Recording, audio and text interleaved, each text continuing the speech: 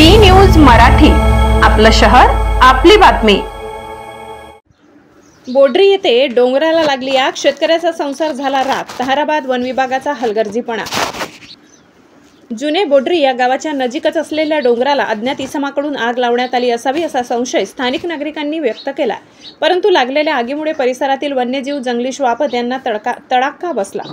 जंगल संपदेचेही अतोनात नुकसान झाले। या आगीमुळे जवळच असलेल्या इंदुबाई अशोक निकम यांच्या गट नंबर 133 पैकी 60 या क्षेत्रातील आग आल्याने इंदुबाई या शेतकरी महिलेचे लाखोचे नुकसान झाले। घरात असलेले जवळपास 7 ते 8 पोते धान्य, संसार उपयोगी साहित्य, तब्बल 10,000 रुपयांचा रोकड ऐवज जळून खाक झालाय।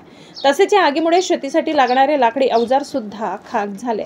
सुदैवाने कुठलीही जीवितहानी नाही। परिसरातील नागरिकांनी याचे गांभीर्य लक्षात घेत ताहराबाद वन परिक्षेत्र कार्यालय यांच्याशी संपर्क केला असता स्थानिक वन कर्मचारी यांनी तातडीने येणे गरजेचे असताना ताहराबाद वन परिक्षेत्र कार्यालयाच्या अंतर्गत कुठलाही वन कर्मचारी सायंकाळपर्यंत तिथे आला नाही। शेवटी स्थानिक नागरिकांनी आग विझविण्याचा आतोनात प्रयत्न केला।